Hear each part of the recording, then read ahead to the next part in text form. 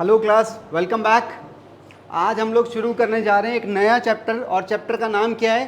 Change in profit sharing ratio among existing partners. Chapter का नाम ही काफ़ी लंबा है, कोई बात नहीं, समझ लेंगे इसे। आओ।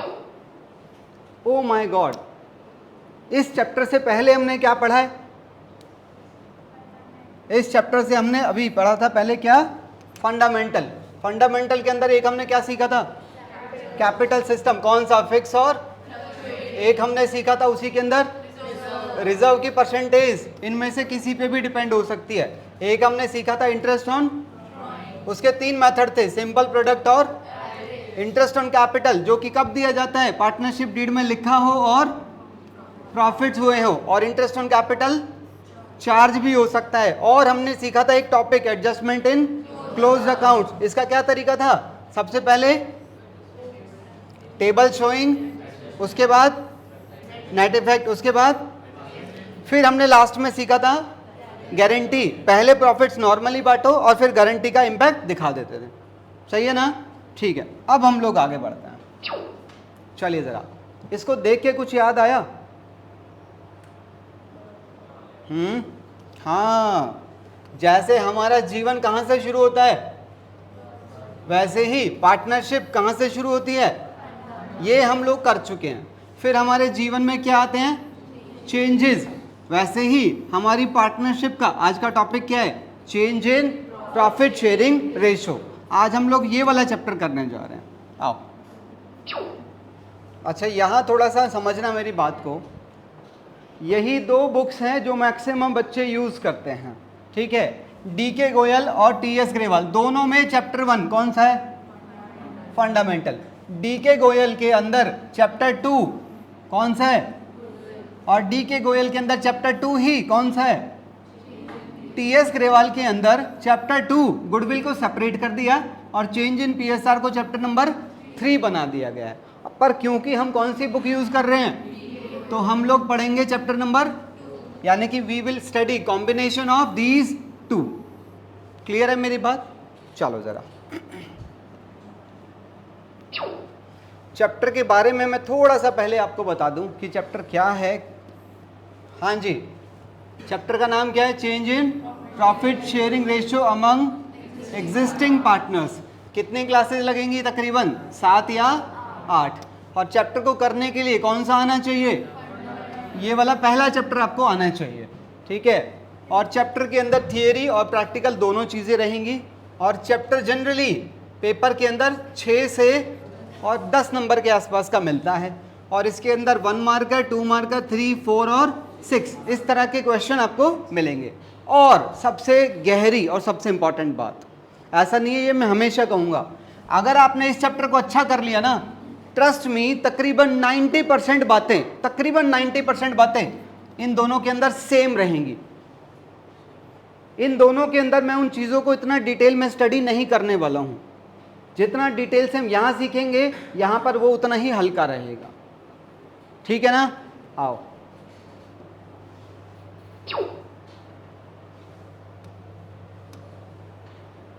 हाँ, पहले मुझे ये बताओ, तुम में से क्रिकेट के शौकीन कितने लोग हैं?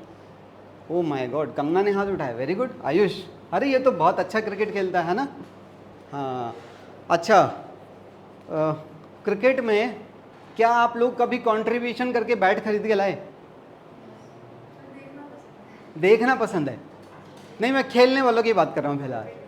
होता है ना, हम पैसे मिलाते हैं। मान लो यहाँ पर कुछ फ्रेंड्स हैं और उन सब ने इसके अंदर 100 रुपये मिला दिए, ठीक है? पर ये वाला ना थोड़ा सा ज़्यादा है अपने आप में, समझ रहे हो तुम? पैसे वाला कह रहा मैं 500 रुपये दे दूंगा, तो बैट वैट ले आए। आपको पता है कहीं ना कहीं क्रिकेट खेलते टाइम पर इसके बिहेवियर में वो एक्स्ट्रा 400 रुपये दिखाई दे जाएंगे एक ना एक दिन, हाँ या ना? बेसिकली जब आपका शेयर ज़्यादा होता है तो कहीं ना कहीं आपका होल्ड, आपका कंट्रोल भी ज़्यादा रहता है ना? तो ये बात याद रहेगी कि जब शेयर ज़्यादा है तो आपका कंट्रोल भी ज़्यादा बना रहता है। आगे बढ़ते हैं।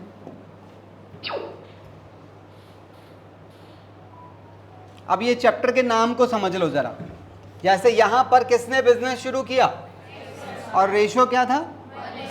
बिजनेस का पहला साल, दूसरा साल, तीसरा साल, चौथा साल, पांचवा साल, कौन सा साल शुरू होने वाला था? आज दोनों पार्टनर अपना रेशो क्या बना रहे हैं? देखो, चेंज कर रहे हैं, जबकि ना तो कोई पार्टनर आ रहा है और ना ही कोई पार्टनर, फिर भी वो रेशो को चेंज कर रहे हैं। नाम पढ़ो, change in among existing partner. जो पार्टनर्स पहले से थे उन्हीं के दिमाग में ना जाने कौन सा कीड़ा आ गया, कह रहे रेशो चेंज करना है। आपको क्या लग रहा है क्या वजह होगी इस रेशो को चेंज करने की? हो सकता है कैपिटल एक वजह हो हो सकता है कंट्रोल एक वजह हो सकता है कि एक पार्टनर ज़्यादा जिम्मेदारियां संभालता हो और एक कम संभालता हो। इसके अलावा और कोई वजह? अच्छा, तुम मुझे ये बता दो, वो अपना रेशो चेंज कर रहे हैं, किसका रेशो घटा है ये बता सकता है कोई? एक्स का रेशो घटा है और वाई का रेशो। इसका मतलब ऐसा भी तो हो सकता है कि एक्स को फ्यूचर में नुकसान नजर आ रहे हो, पॉसिबल है नहीं? या ऐसा भी हो सकता है वाई को फ्यूचर में प्रॉफिट्स नजर आ रहे हो। हैं जी बेटे, दोनों की नज़र तो डिफरेंट है ना। एक्स को कुछ लग रहा है तो वाई को कुछ और भी तो लग सकता है। समझ आ रही है मेरी बात? तो ये अपना रेशो चेंज कर रहे हैं आज, तो उसके चेंज के रीजंस के ऊपर हम थोड़ी सी नज़र डालते हैं। रीड करो, सिंपल है।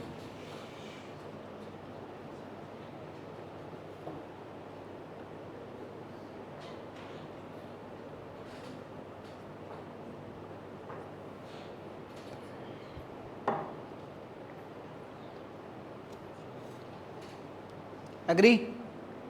मैंने इसको बड़ा फोकस आपको रखना है मेरे हिसाब से। आपको ना क्या लिखा है? Change in, it is basically buying and selling of profit share, that's it. यही वो लाइन है जो मैक्सिमम बच्चों को पता ही नहीं होती है, मैं सच बता दूं। ये चैप्टर आप में से कौन कौन लोग कर चुके हैं या कर रहे हैं? मतलब मैक्सिमम बच्चा कर चुका है, 50% से ज़्यादा बच्चा कर चुका है। आपको क्लैरिटी है इस चैप्टर की? पर्पस पता है इसका? इसको ना बहुत डिटेल से समझने की कोशिश करना, और कुछ अजीब से सवाल भी आपके दिमाग में आएंगे, और जब भी ऐसा ऊट पटांग उल जुलूल सवाल आपके दिमाग में आए, शेयर ज़रूर करना अभी, ठीक है ना? पता लगा जाके फेसबुक पे शेयर कर दिया। आओ, अच्छा अब मुझे ये बताओ, जब रेशो चेंज होगा, ये तो रेशो चेंज करने के रीज़न है, क्या क्या काम करना पड़ेगा जब रेशो चेंज होगा? क्या कुछ करना पड़ेगा या ऐसे ही रेशो, बस तेरा रेशो इतना, रेशो मेरा इतना? एग्रीमेंट चेंज होगा सबसे पहली बात। या पुराने एग्रीमेंट में ही वो वाइटनर लगा दूं, वाइटनर लगा के चेंज कर देंगे। जैसे तुम अपनी कॉपी में कटिंग करते हो, फिर उसको ठीक करने के लिए वाइटनर लगा के और लिख देते हो, नंबर फिर भी पकड़ जाते हैं। बताओ ऐसा कर लें? ऐसा नहीं होगा ना। तो नई पार्टनरशिप डीड बन के आती है। पढ़ो जरा इसे क्या लिखा है। देखो, पुरानी पार्टनरशिप डीड का मैंने ऐसे ही कलर भी चेंज कर दिया। इसका कलर कुछ और था, मैंने इसका कलर भी चेंज कर लिया। मैंने कहा बच्चों को लगना चाहिए नई है, ठीक है। और इसके अंदर रेशो ये वाला लिखा जाएगा। ये क्या लिखा है? एक 1 मार्कर क्वेश्चन, और बहुत ही पॉपुलर क्वेश्चन है, ट्रेंडिंग है ये। Whenever old partnership deed is replaced by a new one, it is called reconstitution of। क्या कोई मुझे बता सकता है इसे और कब बदलना पड़ सकता है? जब कोई नया पार्टनर आएगा तो भी, जब कोई पार्टनर छोड़ के जाएगा, जब कोई मर जाएगा तो भी। तो रिकॉन्स्टिट्यूशन ऑफ पार्टनरशिप कब कब होता है? एक और क्वेश्चन, चेंज इन PSR के टाइम पे, एडमिशन के टाइम पे, रिटायरमेंट के टाइम पे, डेथ के टाइम पे। 2 थ्योरी के क्वेश्चन हमारे कवर हो गए। Sorry, what percentage? हाँ वो भी है, वो भी केस हो सकते हैं। इंटरेस्ट ऑन कैपिटल की परसेंटेज चेंज कर रहे हैं, सैलरी चेंज कर रहे हैं, तो वहाँ पे भी डीड नई बनेगी, ठीक है ना। चलें आगे। अच्छा, आपको लग रहा है ये कोई बहुत बड़ा काम था? ये थी एक नॉन अकाउंटिंग एडजस्टमेंट। अकाउंटेंट का इसमें कोई रोल नहीं है, ये मालिकों का काम था। अकाउंटेंट की क्या जिम्मेदारियां होंगी? अकाउंटेंट को भी क्या कुछ करना पड़ेगा क्या जब रेशियो चेंज होगा? बिल्कुल कुछ करना पड़ेगा, और वो क्या करना पड़ेगा वो डिस्कस करते हैं। अब मैं डिस्कस करूंगा अकाउंटिंग एडजस्टमेंट्स। ध्यान से सुनना, ऊपर बाद में देखना, पहले यहाँ नीचे एक सिस्टम को समझो जरा। मैं हल्का सा लिंक कर देता हूं। ये कौन सा दिन है बेसिकली, जिस दिन रेशियो, इस दिन हमारे अकाउंटेंट को मेनली 3 एडजस्टमेंट करनी है। 3, एक तो फ्यूचर की, एक पास्ट की, और एक 3, एक फ्यूचर की, एक पास्ट की, और एक, अब सुनो जरा एग्जाम्पल सुनो। पहले सोचो, ये सोचना नहीं है, ये एक्चुअल केस है। मैंने सच में एक घर खरीदा था, कब, 1994 में। कितने का खरीदा था वो घर मैंने, 1 लाख रुपए का। इसके अंदर मैंने थोड़ी स्टोरी ऐड करी है, कुछ इसके अंदर सच्चाई भी है, ठीक है। उस घर में मैंने कुछ दिन बाद एक पेड़ लगाया नहीं था, वहाँ जगह ही नहीं थी, ठीक है। मैंने ये किस चीज़ का पेड़ लगाया, वैसे लग तो ये अनार का रहा है देखने में, पर तो कोई दिक्कत नहीं है। एक एप्पल का मैंने छोटा सा पेड़ लगाया वहाँ पर, ठीक है। उसमें अभी एप्पल लगे नहीं थे, ठीक है। अच्छा, मैंने देखो, मैं पढ़ा अब से थोड़ी रहा हूँ, मैं तो काफ़ी टाइम से पढ़ा रहा हूँ। और धीरे धीरे धीरे धीरे मेरे घर में एक अलमारी भी थी, उस अलमारी के अंदर भी मैंने कुछ पैसे इकट्ठे कर लिए थे बच्चों को पढ़ा के, ठीक है ना। आगे बढ़ो, आज मैं, और ये अलमारी मेरे घर के अंदर ही है, आज मैं अपना घर बेचना चाहता हूँ। आज उसकी कीमत कितनी हो गई है, 20 लाख। आज जब मैं इस घर को बेचूंगा तो जिसने ये खरीदा, सोचो मान लो ये किसी राम बंदे ने खरीदा, राम नाम था उसका, तो मैं आज उससे क्या क्या लूँगा? क्या मैं खाली उससे 20 लाख रुपए लूँ और चला जाऊँ घर के? मैं अपने साथ इसकी कौन सी वैल्यू लेके जाऊँगा? यही वाली वैल्यू लूँगा ना उससे। आज ये पैसे मेरे हैं और ये भी तो मेरे ही हैं, ये घर के अंदर मेरे ही तो हैं पुराने। ये है मेरा प्रेजेंट, ये है मेरा पास्ट, और आज वो जो पेड़ था ना वो भी बड़ा हो गया है। अब मेरे जाने के बाद उसके सारे फल वो मैं लेके तो नहीं जा सकता ना, वो क्योंकि वो डिटैच नहीं हो सकता, वो मेरे घर के साथ ही तो बिकेगा, हाँ या ना। तो उसके अंदर जो फल हैं अब मैं उन्हें अभी तोड़ भी नहीं सकता, खराब हो जाएंगे। क्या करूं, छोड़ जाऊं? क्या मुझे उसके लिए कुछ कंपनसेशन लेना चाहिए, नहीं लेना चाहिए? तो मैं उससे आज प्रेजेंट की भी मांगूंगा कुछ चीज़ें, पास्ट की भी मांगूंगा, और फ्यूचर के लिए भी कुछ मांगूंगा हिस्सा। बात समझ आ रही है? वैसे ही क्या होगा, आज जब पार्टनर्स अपना रेशियो चेंज करेंगे तो हमारा अकाउंटेंट एक एडजस्टमेंट किसकी करेगा, फ्यूचर की, इसे बोलते हैं एडजस्टमेंट फॉर, और एक किसकी करेगा, इसे बोलते हैं adjustment of accumulated profit losses, और एडजस्टमेंट फॉर, और एक करते हैं एडजस्टमेंट ऑफ प्रॉफिट या लॉस, किस चीज पर, ऑन रीवैल्यूएशन ऑफ, ये है एडजस्टमेंट फॉर। और इन तीनों एडजस्टमेंट को करने के लिए एक कॉमन एडजस्टमेंट और होती है, कैलकुलेशन ऑफ सैक्रिफाइस और गेन, कि आज रेशियो चेंज होने की वजह से किस पार्टनर को कितना नुकसान होगा और किस पार्टनर को कितना फायदा होगा। एक एडजस्टमेंट ये भी करनी पड़ती है। इतनी कहानी क्लियर है तो बताओ पहले, कौन से वाला, सी वाला? अभी तो मैंने कोई सा भी नहीं बताया बेटा, अभी तो मैं बताऊंगा, ये बताऊंगा ना, सुनो तो, वेट तो करो। और ये देखो, इसमें टोटल 4 एडजस्टमेंट है, एक बार में एक सिखाई जाएगी, समझ गए? लास्ट में जाते जाते ऐसे क्वेश्चन आएंगे जहां पर आपको चारों एक ही बार करनी होंगी, एक ही क्वेश्चन के अंदर, पर हम सीखेंगे एक एक करके। आगे चलूं, टेंशन मत लो यार। अब यहां पर एक सवाल और उठ जाता है कि जिस दिन वो अपना रेशियो चेंज करेंगे, ये क्या है, balance sheet before change in PSR। इसको थोड़ा सा हमें चेक करना चाहिए, ठीक है, ताकि आप लोगों को अंडरस्टैंडिंग में दिक्कत ना आए।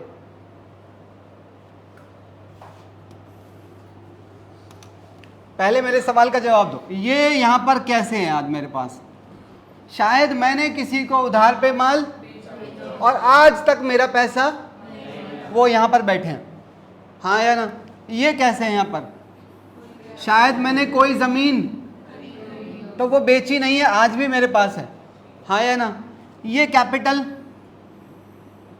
अरे यहां कहीं पर उन्होंने पैसे लगाए होंगे, और वो पैसे कितने हैं, X और Y के। मेरा सवाल इन दोनों के ऊपर है, ये दोनों यहां पर कैसे हैं, इसके लिए जरा पीछे आ जाओ।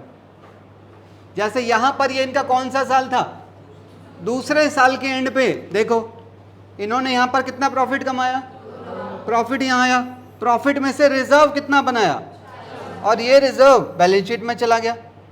और ये कौन सा प्रॉफिट होता है, डिविजिबल प्रॉफिट होता है, फंडामेंटल में सीखा था। ये वाला प्रॉफिट यहां पर भी जा सकता है या फिर आप इसे बांट भी सकते हैं। इसका क्या नाम होता है, इसे आप एक्यूमुलेटेड प्रॉफिट या अनडिस्ट्रीब्यूटेड प्रॉफिट भी कह सकते हैं, ठीक है ना। फिर आप लोगों का कौन सा साल आया, थर्ड ईयर में आपने कितना रिजर्व बनाया, अब 20 ये रहा, और पुराना कितना है, टोटल कितना हो गया 60, यहां पर कितना है 40, 40 के साथ कितना हो गया 90, ठीक है ना। अब मैं कह रहा हूं ये जो दोनों हैं ये चलते चलते चलते चलते यहां पर भी तो दिखाई देंगे, खत्म थोड़ी किए थे आपने, हाँ या ना। अब मैं कह रहा हूं जिस दिन आप अपना रेशियो चेंज करोगे इनके बारे में भी तो विचार करना पड़ेगा, क्योंकि आज तो रेशियो चेंज हो जाएगा, और जबकि ये कौन से टाइम के प्रॉफिट्स हैं, पुराने, तो इनका ट्रीटमेंट तो इसी रेशियो में होना चाहिए ना, इसीलिए इसका मुद्दा भी तो है ना एक, तो ये मुद्दा भी हमें इसके अंदर डिस्कस करना होता है। क्लियर है, आगे चलें, ठीक है। हाँ जी, तो टोटल कितनी एडजस्टमेंट रहेंगी अपनी, एक फ्यूचर की, एक पास्ट की, एक, और हम तीनों एक साथ नहीं सीख सकते, तो हम लोग पहली एडजस्टमेंट के ऊपर बात करने जा रहे हैं। चलें आगे, हाँ वहाँ पर भी दिखा सकते थे, कोई दिक्कत नहीं है। हालांकि जो अप्रोप्रिएशंस हम करते हैं वो करंट ईयर के प्रॉफिट में से ही करते हैं वैसे, ठीक है, उससे कोई फर्क नहीं पड़ेगा।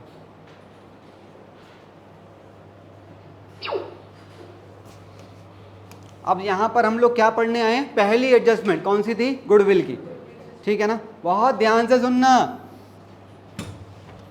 लो जी, ये दो पार्टनर्स थे, कौन, राम और देव, यानी कि रामदेव, ठीक है।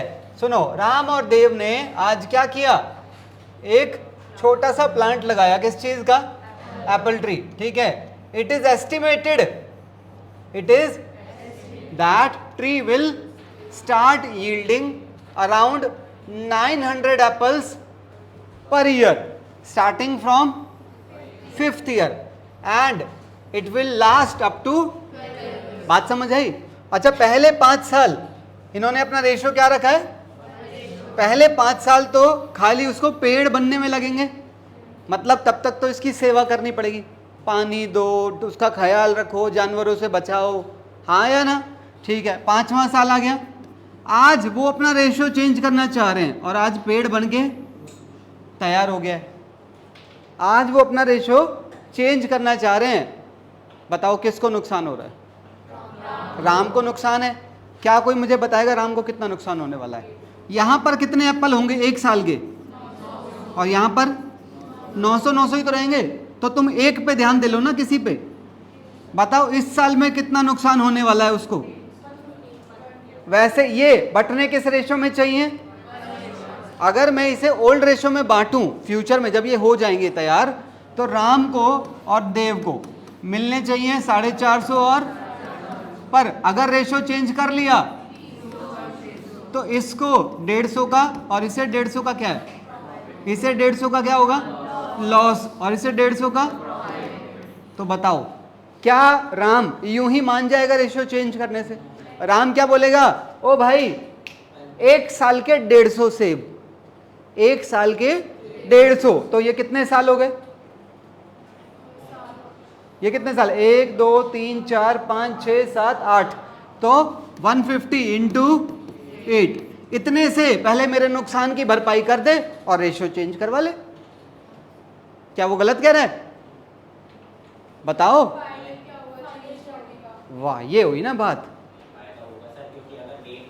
एग्जैक्टली कीर्ति ने बोला फिर फायदा ही क्या, मैं बताता हूं, कीर्ति कह रही है फिर फायदा ही क्या रेशियो चेंज करने का। कीर्ति 900 एस्टिमेटेड है, 900 से ज्यादा हो गए तो फायदा ही फायदा है, और अगर 900 से कम हुए तो नुकसान भी हो सकता है।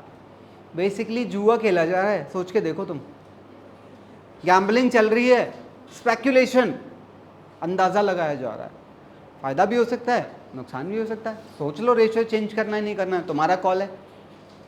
पॉइंट समझ आ रहा है? अभी मैंने क्या लिखा था पीछे, buying and selling of profit sharing ratio, ये चेंज इन पीएसआर नहीं है, ये buying and selling of share है। कभी कभी पार्टनर ज़्यादा प्रॉफिट की उम्मीद में शेयर खरीदना पसंद भी कर देता है, और कभी कभी वो नुकसान को देखते हुए अपना शेयर बेचना भी पसंद कर देता है कि मैं बेचने के लिए तैयार हूं, मुझे इतने पैसे दे दो। पॉइंट समझ आ रहा है चैप्टर का? आओ आगे बढ़ूं मैं, तो क्या मैं ये कंक्लूड कर सकता हूं, एक बात तो पक्की है कि ये इसको नुकसान की भरपाई करेगा, तो gaining partner will compensate the sacrificing, पक्का? आओ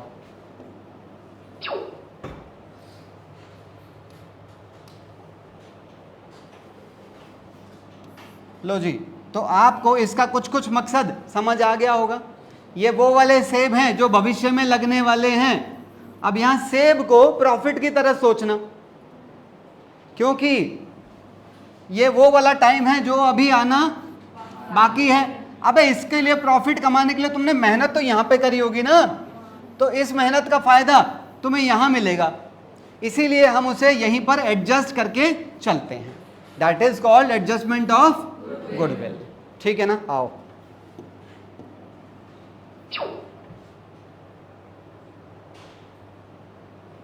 अब कुछ सवाल जवाब और आएंगे। हाँ जी, here we will discuss about future profit. अबे मैं इसी की तो बात कर रहा था, फ्यूचर प्रॉफिट। एक सवाल है, क्या सवाल है कि क्या फ्यूचर प्रॉफिट्स कैलकुलेट हो सकते हैं? एस्टिमेट हो सकते हैं, कैलकुलेट नहीं हो सकते। कैलकुलेट सिर्फ ईश्वर कर सकता है, और वो नीचे नहीं आएगा इसको तुम्हारे प्रॉफिट बताने के लिए, आया ना? Is it really so easy to calculate future profits? किसको पता है? सिर्फ गॉड को पता है, हमें नहीं पता, पर हम इन्हें एस्टिमेट तो कर सकते हैं, हाँ या ना? चलो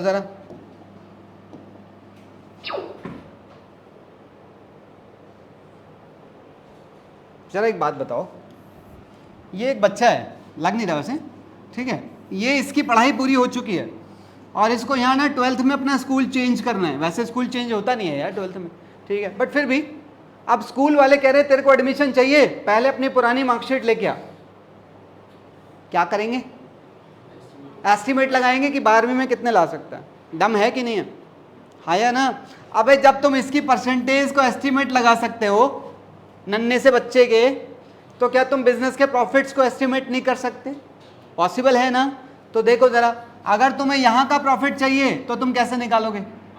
अपने ये वाले प्रॉफिट्स, ये तो तुम्हें पता है, इनके बेस पर आप अपना फ्यूचर एस्टिमेट कर सकते हैं, ठीक है? आओ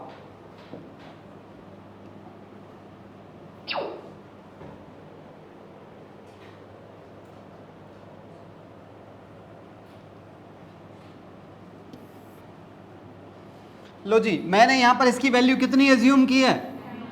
अभी सवाल मत उठाना 90,000 कैसे ले लिया, मैं सिखाऊंगा बाद में।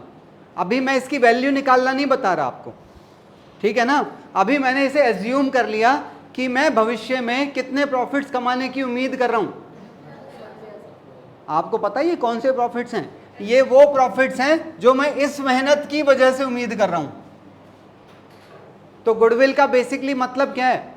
गुडविल का मतलब है फ्यूचर के ऐसे प्रॉफिट्स जो कि हम पुरानी मेहनत की वजह से कमाने वाले हैं। नहीं समझे मेरी बात को? मना कर रहा है। मैं ये कह रहा हूं, सुन, अब जैसे तू मेरे पास आया, कह रहा अपना कोचिंग सेंटर बेच दो।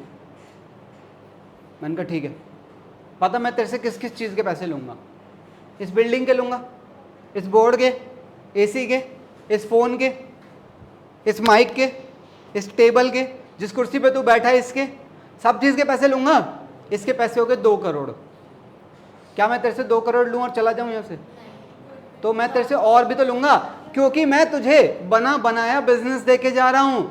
और अगर मैं मान भी लूँ तो बिल्कुल मंद बुद्धि है, please don't take it personally, ठीक है? जस्ट सोच, मैं मान लूँ तो बिल्कुल मंद बुद्धि है, फिर भी मैं अगर इसे छोड़ के चला जाऊँ, फिर भी तेरे पास स्टूडेंट आएंगे।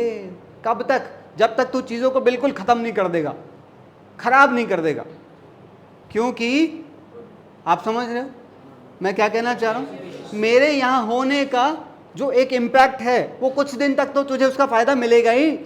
तो मैं तुझसे 2 करोड़ लेके नहीं जाऊँगा, थोड़ा सा एक्स्ट्रा लेके जाऊँगा, तो वो गुडविल ही है। सही है? तो बेसिकली हमने भी आज अपनी गुडविल कितनी एस्टिमेट की है, और इसको गुडविल को निकालने के लिए हमारे पास क्या होते हैं, मेथड होते हैं इसके। वो मेथड मैं बाद में बताऊंगा क्या होते हैं, अभी मैं कुछ और सिखाना चाह रहा हूँ आप लोगों को। ठीक है, सुनो, अभी लास्ट स्लाइड में हमने क्या सीखा? Goodwill can be estimated. आओ जरा सुनो, कह रहा गुडविल इज बेसिकली एक इंटेंजिबल एसेट है। भाई क्यों?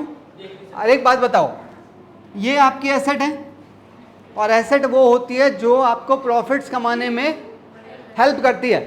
तो ये गुडविल भी तो आपको हेल्प करती है। गुडविल की वजह से आपके पास ज़्यादा कस्टमर आते हैं, ज़्यादा कस्टमर अच्छी सेल, अच्छी सेल बढ़िया प्रॉफिट। तो गुडविल भी इसीलिए क्या है, एक इंटेंजिबल एसेट में आती है। और सुनो, it is an asset because any resource which helps in earning profit is known as, हाँ जी, goodwill can't be seen touched but it helps in earning profit. Clear है? आगे चलो, कह रहा है गुडविल दैट हैज बीन कितने पे एस्टिमेट हुई है, बताओ ये एसेट है कि नहीं है? कि नहीं? फिर बैलेंस शीट के अंदर क्यों नहीं है? वाह वाह वाह प्रभु वाह, कह रहा है इंटेंजिबल है। अबे गधे, इसके अंदर पेटेंट कॉपीराइट तो आ जाते हैं, बताओ बैलेंस शीट के अंदर क्यों नहीं है? क्योंकि ये मैंने खुद बनाई है, खरीदी थोड़ी है किसी से। ये तो मेरी खरीदी हुई है, इनके तो पैसे दिए हैं मैंने। This is self generated goodwill, ये मैंने खुद जनरेट की है मेहनत करके, कस्टमर से अच्छे से बात करके, कस्टमर का ध्यान रख के, कस्टमर को अच्छा प्राइस दे के, टाइम पर दुकान खोल के, सर्दी बारिश का ध्यान ना रख के, मेहनत उसे बोलते हैं। बात समझ आ रही है? हाँ बेटा।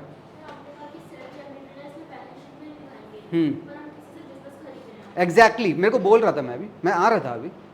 हाँ, ये वाले 90,000 ये मेरी सेल्फ जनरेटेड गुडविल है, इसीलिए बैलेंस शीट के अंदर नजर नहीं आ रही है। अब मैं आता हूँ अपने उसी एग्जांपल पे। अभी मैं अपना कोचिंग सेंटर के शोर को बेच रहा था, 2 करोड़ का तो सामान ही सामान है, मैंने कहा 2.5 करोड़ लूंगा।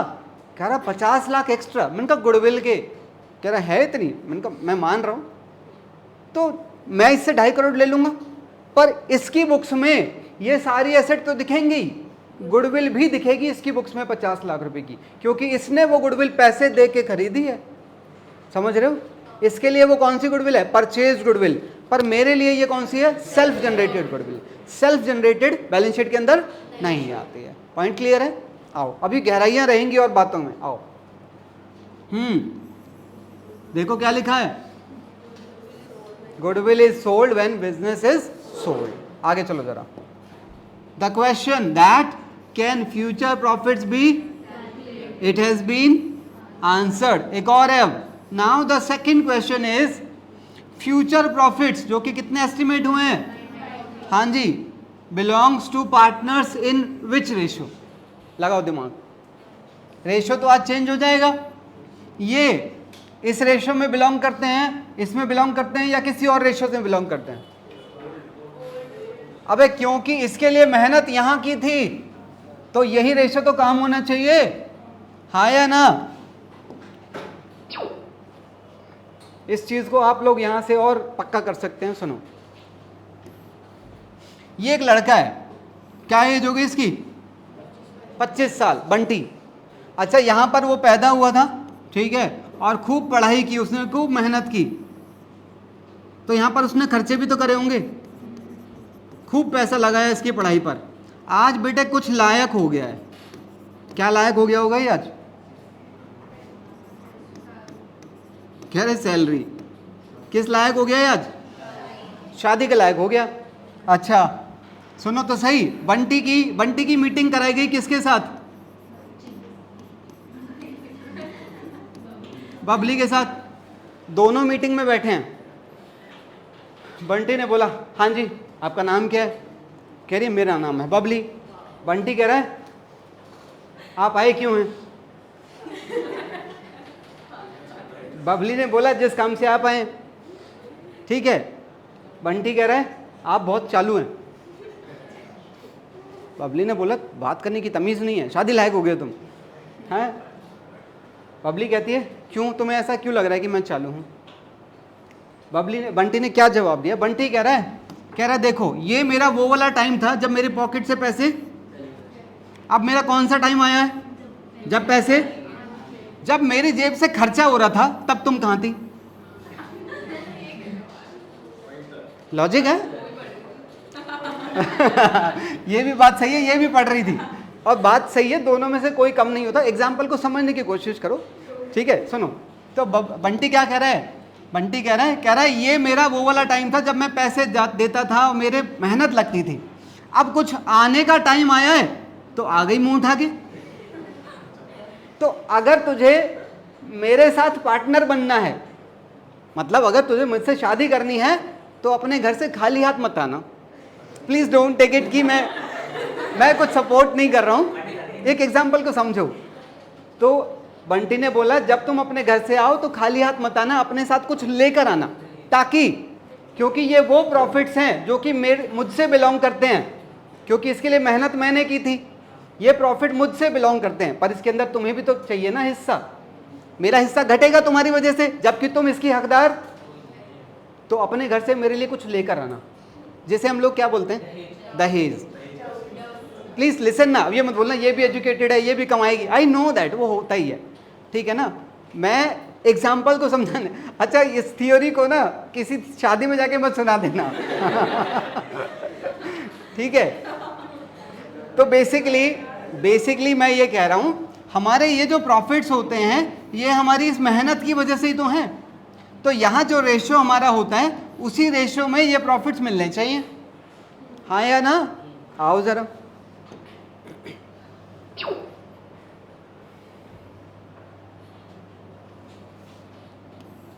जी पहली बात, future profits can only be estimated. Future profits belongs to the partners in old ratio.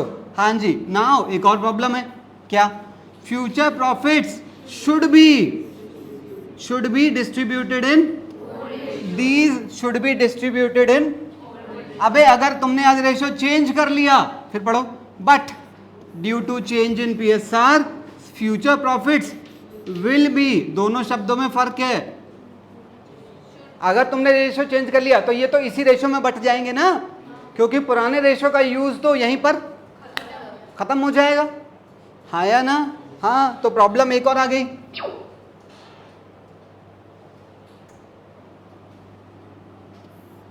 अभी तुमने खुद बोला 90,000 इस रेशियो में बटने, यानी कि इसको मिलने चाहिए 45 और इसको मिलने चाहिए, पर अगर तुमने रेशियो चेंज कर लिया तो ये बटेंगे कितने, 30 और 60। इसका मतलब इस भाई को 15,000 का डेबिट क्रेडिट छोड़ दो 2 मिनट नालायक, 15,000 का लॉस है और इसे 15,000 का गेन है। इसे हम कह रहे हैं सैक्रिफाइस और इसे कह रहे हैं, बताओ तो तुम्हें नहीं लग रहा वाई से 15,000 रुपये लेके पहले आज एक्स को देने पड़ेंगे, वरना रेशियो चेंज नहीं हो सकता। इतना क्लियर है? आओ जरा। कुछ लास्ट ईयर बच्चों ने सवाल पूछे थे, आपका कोई सवाल है यहां तक में? एग्जैक्टली, बिल्कुल, बहुत सही लाइन बोली है तुमने। गुडविल को खरीदना मतलब एक बिजनेस के भविष्य में होने वाले प्रॉफिट्स, एस्टिमेटेड प्रॉफिट्स, उनको खरीदना है। देखो सीधी सी बात है, कच्ची दाल और बनी हुई दाल के रेट में फर्क तो होते ही हैं। नहीं समझोगे आप लोग इस लाइन को? वैसी जो दाल है नॉर्मल दाल और जो बनी हुई दाल है उनके रेट में तुम्हें क्या लगता है मसालों का फर्क है, तुम्हें क्या लगता है सब्जियों का फर्क है? नहीं भाई, मेहनत का भी फर्क है। अरे एक मिनट, मैं कह रहा हूं, मैं फिर आपको खुद क्वेश्चन दिखाऊंगा। पिछले साल बच्चों ने क्या पूछे थे, मैंने नोट डाउन कर लिया वो क्वेश्चन। उनको हो सकता है अगले साल बच्चे ना पूछे, इंपॉर्टेंट थे, अच्छे थे सवाल। वाई डेफिनेटली कंपेंसेट करेगा एक्स को।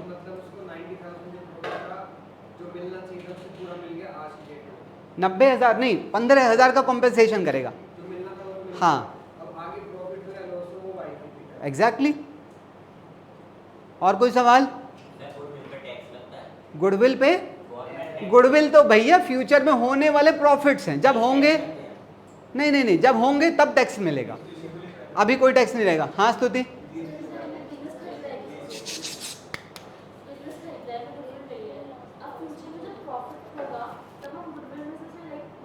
यू आर राइट, पर मैं ये पॉइंट अभी डिस्कस नहीं करूंगा, सारे कंफ्यूज हो सकते हैं। बिल्कुल ऐसा ही एक ट्रीटमेंट है, और ये हम लोग चैप्टर नेक्स्ट वाले के अंदर इसका ट्रीटमेंट भी डिस्कस करेंगे। हाँ हाँ, प्रूडेंस में यही कहते हैं फ्यूचर प्रॉफिट्स को इग्नोर करो, पर बेटा अगर आपने रेशियो चेंज कर लिया तो बाद में तो कुछ नहीं उखाड़ पाओगे, तो आज ही एडजस्ट करना पड़ेगा ना, वरना एक पार्टनर गेन में रह जाएगा और दूसरा बेचारा सेक्रीफाइस में रह जाएगा। और हमें न्यूट्रलाइज करना है, किसी को गेन में भी नहीं छोड़ना और किसी को सेक्रीफाइस में भी नहीं छोड़ना, न्यूट्रलाइज करना होगा। Any other doubts? आओ जरा, कुछ सवाल हैं? देखो जरा क्या सवाल है। क्या मैं कह सकता हूं जर्नल एंट्री यही डलेगी? अब ये बता दो ये एंट्री किसने किसको दी है? वैसे तो ये एंट्री अकाउंटेंट लिखेगा, पर क्या मैं कह सकता हूं एंट्री वाई ने एक्स को दी है? हाँ या ना? हाँ। पढ़ना पहला सवाल। क्या जरूरी है फ्यूचर के प्रॉफिट 90,000 ही होंगे? नहीं। एक बात सोचो, अगर फ्यूचर में जब तुम पहुंचोगे, मान लो यहां पर प्रॉफिट हुआ 1 लाख, बताओ कौन खुश होगा? वाई खुश होगा, क्योंकि वाई सोचेगा, यहां खड़े होके वाई सोचेगा अरे मैं तो एंट्री 90,000 के हिसाब से देके आया था, यहां तो प्रॉफिट ज्यादा हो गए, अच्छा हुआ मैंने उसी दिन रेशो चेंज करवा लिया। अगर ये प्रॉफिट बाई चांस 80,000 हो गया, आज कौन खुश होगा? एक्स खुश होगा। क्या कहेगा? कह रहा मैं तो एंट्री 90,000 के हिसाब से लेके आ गया था, कह रहा बढ़िया हुआ मैंने रेशो उसी टाइम घटवा लिया अपना। बात समझ आ रही है आपको? मेंटालिटी क्या है इसके पीछे की? दूसरा सवाल, क्या 15,000 रुपए वाली ये वाली एंट्री हर साल रिकॉर्ड होगी? नहीं। अबे जब रेशियो चेंज करोगे उसी दिन होगी, बस बार बार थोड़ी है, फिर फायदा क्या है? बेवकूफ है क्या वो? फ्यूचर में जब कभी चेंज होगा फिर रेशियो, फिर करनी पड़ेगी सारी एडजस्टमेंट। है जी, कितने साल की है हम उस पर भी आएंगे, क्योंकि आपने जो मेहनत की है ऐसा तो है नहीं उसका फायदा जीवन भर मिलेगा। 3 साल, 4 साल, 5 साल, एक लिमिट है ना। That is called number of year purchase, number of years purchase बोला जाता है, आएंगे उसके ऊपर भी। हाँ मल्टीप्लाई, बेटा ये जो वैल्यू आई है ना, ये उस नंबर ऑफ ईयर से मल्टीप्लाई होने के बाद ही आती है, ठीक है? और कोई डाउट? अच्छा है, सवाल अच्छे आ रहे हैं आप लोगों के। एक और, अगर फ्यूचर में लॉस हो गया तो, अभी तो बताया मैंने 90,000 से कम वाला केस लॉस वाले में तो चला गया, है कि नहीं? हम तो यहां पर प्रॉफिट को देखकर एंट्री एडजस्ट कर रहे हैं ना, बाद में चाहे लॉस हो चाहे एक्स्ट्रा प्रॉफिट हो, हमें क्या फर्क पड़ रहा है? ये कीर्ति का सवाल था, अगर एंट्री ही देनी है 15,000 की तो रेशो क्यों बदलूं? क्योंकि फ्यूचर में प्रॉफिट 90,000 ही होंगे, ऐसा कोई जरूरी नहीं, इसीलिए एंट्री दी गई है। अभी क्लियर है? आप आगे बढ़ते हैं। हाँ जी, we have covered meaning of, क्या मैंने ये आप लोगों को पढ़ा दिया? बताओ क्या कहोगे? What is meaning of goodwill? Goodwill का मतलब future profits to be earned due to past की मेहनत, कह सकते हैं पास्ट एफर्ट्स। अगला, नीड ऑफ गुडविल एडजस्टमेंट, इस एंट्री की जरूरत क्या थी? To compensate the sacrificing partner, हाँ या ना? ताकि जिस पार्टनर को नुकसान है उसके नुकसान की भरपाई हो सके। और अकाउंटिंग ट्रीटमेंट क्या सिखाया? कौन डेबिट होगा और कौन क्रेडिट होगा?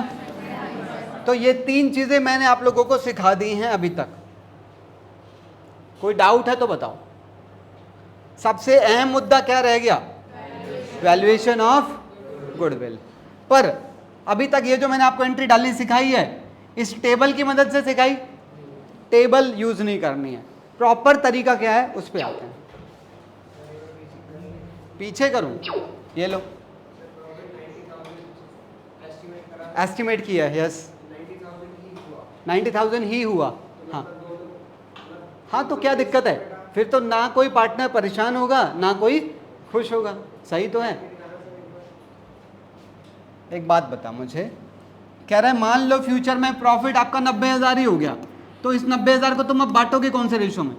अब तो इसी में बांटोगे ना तुम, तो बांट दो, क्या दिक्कत है? अगर आपने ये रेशो चेंज नहीं किया होता तो आप इसे 1:1 में बांट रहे होते, पर आज आप इसे 1:2 में बांट रहे हो, तो बताओ क्या होगा? आज y को कितने मिलेंगे? 60। और अगर रेशो चेंज नहीं किया होता तो y को कितने मिलते? तो 15,000 एक्स्ट्रा मिल रहे। तो y 15 दे के ही तो आया था, 15 ही दे के आया था, 15 ही एक्स्ट्रा मिल गए, नो प्रॉफिट नो लॉस। दोनों ने जो आइडिया सोचा वो दोनों का आइडिया जीरो हो गया, खत्म हो गया, ब्रेक इवन पे आ गए दोनों। ठीक है, अरे समझ में आ रहा है? चलो फिर प्रॉपर तरीका देखो जरा, इसको कैसे करना है। एंट्री देखो, मैंने एंट्री वही डाली हुई है, एंट्री मैंने वही डाली है, पर एंट्री डालनी कैसे अब मैं आपको वो समझा रहा हूं। सुनो, ये कौन सा रेशो है? Old ratio, this is new ratio. सबसे पहले आपको इन दोनों रेशो को लेके क्या निकालना है? जो कि कैसे होगा? ओल्ड रेशो माइनस ये क्या आ गया? ये आया पॉजिटिव 1/6। हाँ जी, y का पुराना और ये y का, ये क्या आया? नेगेटिव 1/। एक बच्चे का सवाल था, कह रहा है सर एक बात समझ में नहीं आ रही, यहाँ पे साइन तो, पर यहाँ लिखा सेक्रीफाइस है। सेक्रीफाइस का मतलब तो नेगेटिव ही होता है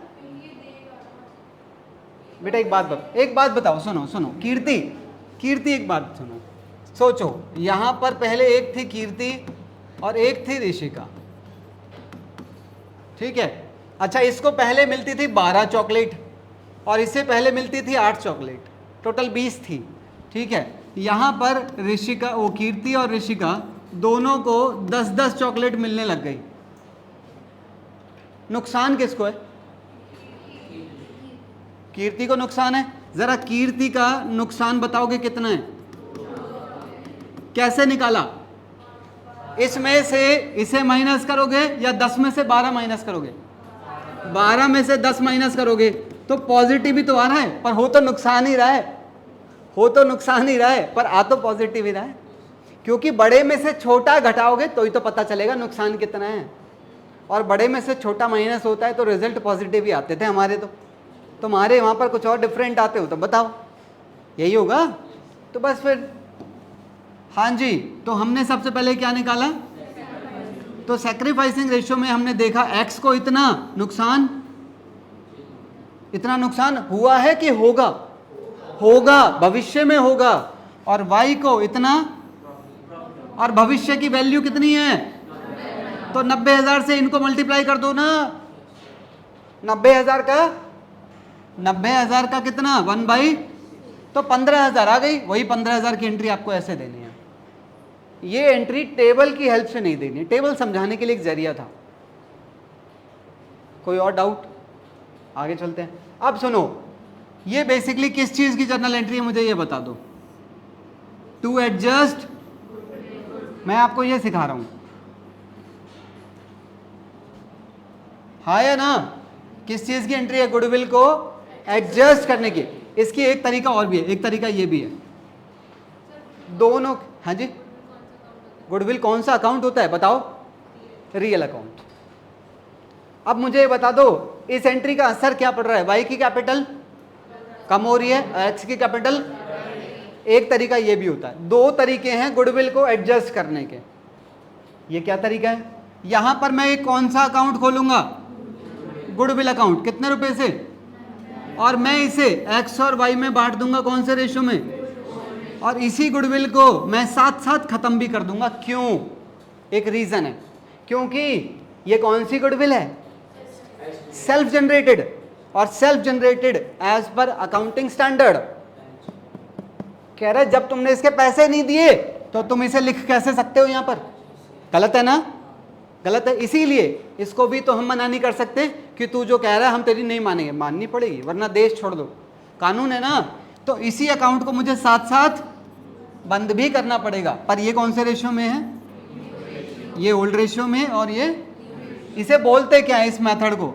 it is called goodwill raised and return of. और इस मेथड को क्या बोलते हैं? Goodwill adjusted. दोनों मेथड का असर सेम है, तुम फील करके देखो। देखो इससे ये अकाउंट कट गया। अब एक्स का नेट बता दो, एक्स का नेट। एक्स 15,000 से क्रेडिट हो रहा है और इसमें वाई का नेट, वाई 15 से, अबे तो एंट्री तो सेम ही बन गई। समझ आया? दोनों में से दोनों मेथड ये वैलिड हैं, पर यूज कौन सा करना है? जब जैसा क्वेश्चन भौंकेगा, और अगर क्वेश्चन कुछ ना भौंके तो ये वाला यूज करना है। हाँ स्तुति, हो गया? ठीक है, क्या मैं आगे चल सकता हूं? कह सकते हैं, बिल्कुल सही। Goodwill as a bridging ledger काम कर रहा है यहां पर, बिल्कुल सही है, कह सकते हैं। You are right. मैं आगे चलूं? हाँ, ब्रिजिंग लेजर मैंने 11th में भी बताया था। ब्रिजिंग लेजर जैसे जब हम एक बिल को बैंक में भेजते थे, बाद में बैंक उसके पैसे कलेक्ट करके हमारे अकाउंट में डाल देता था। ब्रिजिंग लेजर वो लेजर होता है जो दो एंट्रीज को कनेक्ट करता है। जैसे ब्रिज दो किनारों को कनेक्ट करता है, वैसे। ठीक है,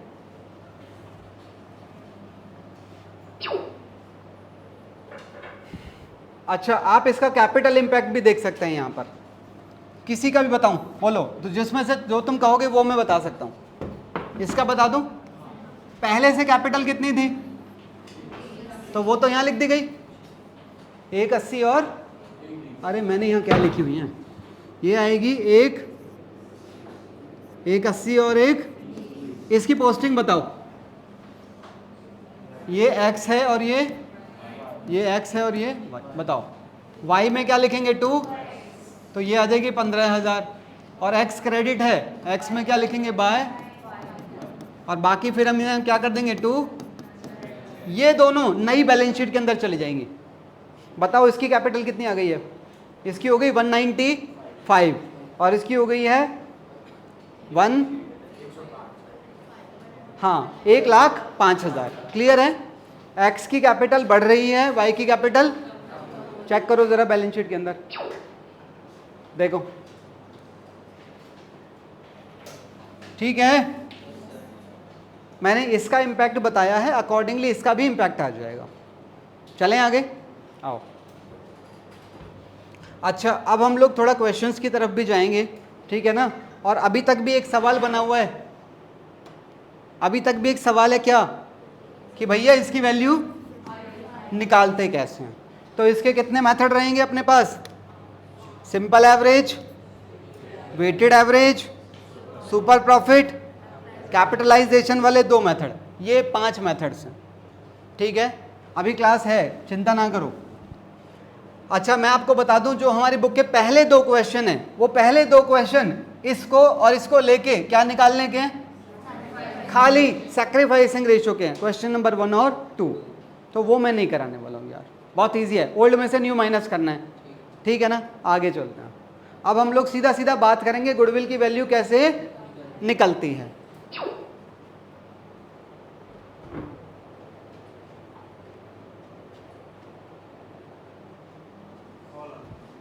तो नीचे डाल दो ना फोन को। सुनो बेटा, अभी मैंने आपको बोला, अब जैसे यहां पर एक बच्चे की मुझे परसेंटेज जाननी है और उसकी पुरानी परसेंटेज ये है, कैसे निकालोगे? पांचों को जोड़ के कितने से डिवाइड करूं? 5 से ही करना पड़ेगा, तभी एवरेज मिलेगी। क्योंकि भैया मैं इसे कैलकुलेट नहीं कर सकता, मैं इसे सिर्फ एस्टिमेट कर सकता हूं, एवरेज निकल जाएगा। सिंपल है, ठीक है। अच्छा, इसी के अंदर एक सवाल है, मैं यहां पर भविष्य जानने की कोशिश कर रहा हूं, हाँ या ना? अब मैं कह रहा हूं, जैसे मान लो यहां पर ये जो स्टूडेंट है ये आर्यन है। अब मुझे पता लगा आर्यन को ना यहां पर डेंगू हो गया था, इसलिए वो पढ़ नहीं पाया था। क्या मुझे यहां पर उम्मीद है डेंगू होगा?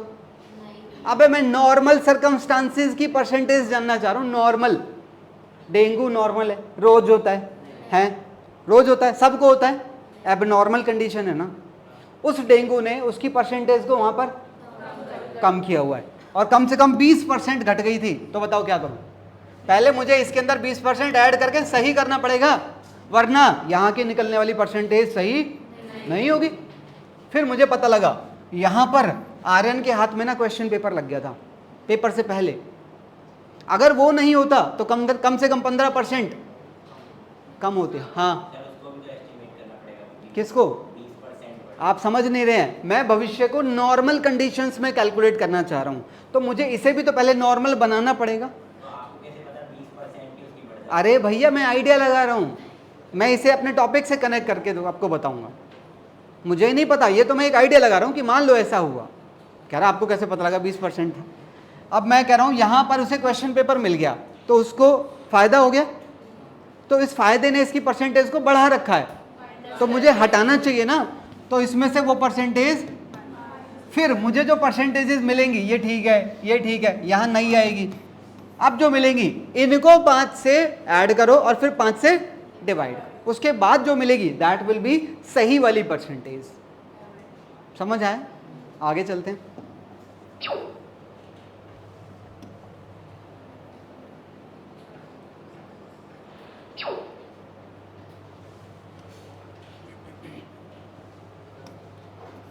जस्ट इमेजिन, ये आपका, ये दो पार्टनर्स थे, अपना रेशियो चेंज कर रहे हैं और ये इनके 5 साल के प्रॉफिट्स हैं। कितना प्रॉफिट हुआ था यहाँ पर? 10, 25, 12, 50। अब इनके बेस पर आपको यहाँ का प्रॉफिट निकालना है। और मैंने आपको बताया था, आप जो मेहनत करते हो उसका फायदा आपको एक लिमिट तक रहता है, that is called number of year purchase. और नंबर ऑफ ईयर परचेज ये आपको क्वेश्चन के अंदर दिए जाते हैं, 2, 3, 4, 5, जैसा भी दे। मान लो ये नंबर ऑफ ईयर परचेज 3 है। अब आपको सिर्फ क्या जानना है? एवरेज जानना है। क्या करूं? पहले मुझे देखना पड़ेगा कि इस साल में कोई एबनॉर्मल आइटम ऐड या लेस। तो अगर कोई एबनॉर्मल आइटम ऐड है तो लेस करेंगे, लेस है तो मान लो इस साल में आग लग गई थी, 5000 का आग में नुकसान हो गया, तो वो नुकसान आपने यहाँ रिकॉर्ड भी तो कर रखा होगा, तो मुझे वो इसके अंदर ऐड करके प्रॉफिट को बढ़ाना पड़ेगा पहले। हाँ या ना? अच्छा, जैसे मान लो यहाँ पर आपको लॉटरी लग गई थी, वो लॉटरी का प्रॉफिट आपने यहाँ पर लिखा होगा और आपको 3000 का फायदा हो गया था, तो इसमें से वो 3000 माइनस करने पड़ेंगे। मान लो यहाँ पर आपने एक मशीन बेची थी और उस पर आपको 2000 का फायदा हो गया था। मशीन बेचना नॉर्मल काम नहीं है, नॉर्मल काम है माल बेचना, तो उसने आपके 2000 का प्रॉफिट यहाँ लिखा होगा, तो मुझे वो भी समझ आई। इसके बाद सारे प्रॉफिट सही हो जाएंगे, फिर पांचों को जोड़ दो और 5 से आपको क्या मिल जाएगा? और नंबर ऑफ ईयर परचेज से मल्टीप्लाई करो, क्या आ जाएगा? गुडविल। ये पूरा आ गया। कोई सवाल है तो बताएं। Number of year purchase basically वो होता है कि अगर मैं अपना चलता हुआ बिजनेस किसी को दे दूं तो एक नया व्यक्ति उससे कितने फायदे उठा सकता है। गुडविल कैसे निकालूं? फिर दे नहीं रहे हैं, पर मुझे ये तो जानना पड़ेगा ना कि मैंने अब तक जो मेहनत करी उसका फायदा मुझे कब तक मिलने वाला है। उतने ही तो टाइम का आप कॉम्पेंसेशन मांगोगे या जीवन भर का कॉम्पेंसेशन मांग लोगे? नंबर ऑफ ईयर परचेज इस टर्म का नाम है बेसिकली। अब समझो, इसको भी मैं समझाता हूं आपको। मैं यहां पर गुडविल की एंट्री डालता हूं, गेनिंग पार्टनर डेबिट टू, और अभी मैंने क्या बोला आपको कि जब पार्टनर अपना रेशियो चेंज करते हैं, रेशियो चेंज वेंज नहीं हो रहा है, बेसिकली शेयर की बाइंग एंड सेलिंग हो रही है। Buying and selling, share is being purchased और सोल्ड। तो उस शेयर में जो कॉम्पेंसेशन आ रहा है वो कॉम्पेंसेशन है यहां की मेहनत का, जिसके फायदे यहां मिलेंगे। तो आपने जो मेहनत की उसका फायदा कितने साल तक मिलने वाला है, उसी शेयर की तो बाइंग सेलिंग करोगे या पूरे की कर लोगे? समझ रहे हो शब्द को? नंबर ऑफ ईयर्स परचेज कि कितने साल के लिए हम लोग ये वाली एडजस्टमेंट कर रहे हैं। हाँ, number of year purchase basically estimated होगा, एग्जैक्टली ये भी एस्टिमेटेड है, एस्टिमेटेड होगा जैसे 10 साल पुराना, क्योंकि आप कोई भी नहीं बता सकता इस चीज़ को कि मैंने अगर अब तक मेहनत की है तो उसके फ़ायदे कब तक मिलेंगे। एक एस्टिमेटेड ही हो सकती हैं ये चीज़ें। गुडविल खुद एक पूरी एस्टिमेटेड वैल्यू है, ये भी एस्टिमेटेड है, ये पूरा एस्टिमेटेड है, सारा सिस्टम एस्टिमेटेड है। Number of years purchase estimated कैसे निकालेंगे? वैल्यूअर होते हैं इसके लिए, वैल्यूएशन का कोर्स होता है एक, वो करने वाले उनका काम है ये। ऐसा नहीं है आप और हम बैठ के कर सकते हैं, नहीं कर सकते, सबका काम नहीं है। हाँ यस यू आर राइट। चलें आगे, पक्का चलें? मैं सीधा एक क्वेश्चन के ऊपर आ रहा हूं, आप लोग यहां पर भी थोड़ा रीड कर सकते हैं नंबर ऑफ ईयर परचेज के बारे में।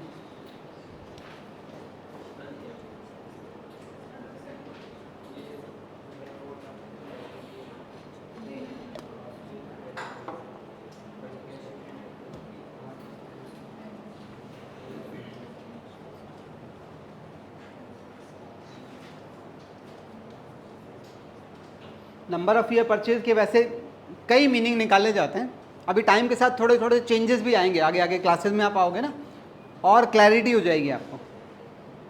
पढ़ लिया है? आगे चलूं? अभी तक का गुडविल का पहला मेथड क्लियर है? कौन सा मेथड? सिंपल एवरेज, ताकि डिफरेंस रहे अगले मेथड के और इसमें। कौन सा एवरेज? Simple average. आओ, ये है हमारी बुक का एक क्वेश्चन, क्वेश्चन नंबर 3 जी। क्वेश्चन पढ़ो। कह रहे एक फर्म की गुडविल निकालनी है, और वो कैसे निकालनी है? 4 ईयर परचेज ऑफ पिछले 5 साल। देखो 1 2 3 4 5 के प्रॉफिट दे रहा है। इसका प्रॉफिट कितना था? 2 लाख। इसका लॉस था तो 3 लाख का उधर आ गया। इसमें 4.5 3.5 और 2.60। क्लियर है? चलो ज़रा, इनके बेस पर गुडविल निकालनी है। मेथड यही रहेगा, फॉर्मूला जो रहेगा adjusted average into number of year. अब तुम कहोगे इसे ये क्यों कह रहे हो? क्योंकि मैं, ऐसा नहीं है मैं सीधा इन्हीं को एडजस्ट कर लेता हूं, मैं पहले इनको चेंज करता हूं, सही करता हूं, इसीलिए मैं उसे क्या बोलता हूं? एडजस्टेड एवरेज, ना कि नॉर्मल एवरेज। देखो जरा क्या क्या एडजस्टमेंट कह रहा है। कह रहा है 2015-16 में क्या हुआ था, यहां पर कह रहा है कुछ हुआ था इस साल में। कह रहा है यहां पर एक एबनॉर्मल गेन, तो एबनॉर्मल गेन तो तुमने यहां पर लिखा होगा कितने का। इसने प्रॉफिट को बढ़ा रखा है, तो पहले मैं उसे, तो देखो मैं उसे कैसे एडजस्ट कर रहा हूं। एग्री? अगला कह रहा है 2016-17 में एक एबनॉर्मल, तो यहां पर आपने उसे लिखा होगा कितने का, तो इसने प्रॉफिट को घटा रखा है, तो मैं इसके अंदर उसे, तो देखो मैं कैसे ऐड करूंगा। सॉरी बेटा, पिछले कितने साल लेने हैं वो डिपेंड करता है कि पार्टनर्स की अंडरस्टैंडिंग क्या है। यहाँ पर जैसे 5 साल है, जरूरी नहीं है 5 ही लो, आप 3 ले सकते हैं। आपको क्या लग रहा है कितने टाइम से आपकी मेहनत उस रेशो में चल रही थी, तो कितने साल लेने, ये आपकी जजमेंट होती है। ठीक है? ये क्या था? प्रॉफिट्स। अब क्या आ गए? Profits after adjustment. आपने इन पांचों को ऐड करना है, तो क्या आएगा? Total adjusted. और नीचे क्या आएंगे? Number of year. अच्छा, इनका रिजल्ट जो आएगा वो क्या कहलाता है? हाँ जी, एवरेज प्रॉफिट, एडजस्टेड एवरेज। और ये जो रिजल्ट आएगा, ये रिजल्ट यहां पर लाना है, मल्टीप्लाई किससे करना है? 4 से। क्या आ गया? ये बेसिकली इसकी वैल्यू है। अभी सुन लो, मैं कंक्लूड कर रहा हूं बस, ठीक है? ये क्वेश्चन आपके होमवर्क के अंदर रहेगा एक, बस। पहला और दूसरे में कुछ भी नहीं है, मन करे कर लेना, वरना कुछ है नहीं उसके अंदर। ठीक है? ये होमवर्क का पार्ट रहेगा। सुनो, इसके अंदर आपके स्टेप्स क्या रहेंगे? सबसे पहले आप लोग ये वाली टेबल बनाओगे, उसके बाद आप लोग ये, और थर्ड नंबर पे आप ये वाला करेंगे। अच्छा, आप इस तरह सीक्वेंस में भी कर सकते हैं जिस सीक्वेंस में मैंने किया है। And most important thing, maximum बच्चे ये ही नहीं लिखते हैं। अगर किसी की कॉपी में मुझे ये पर्टिकुलर्स मिसिंग मिले तो कॉपी ही नहीं रहेगी, आप उसे रफ पेज भी बुला सकेंगे। फिर बात समझ आ गई है? ये प्रॉपर पर्टिकुलर्स डिटेल्स आपको नोट डाउन करनी होती हैं। कहानी क्लियर है? आज का होमवर्क मैंने बता ही दिया है, क्वेश्चन नंबर 3, बस that's it for the day.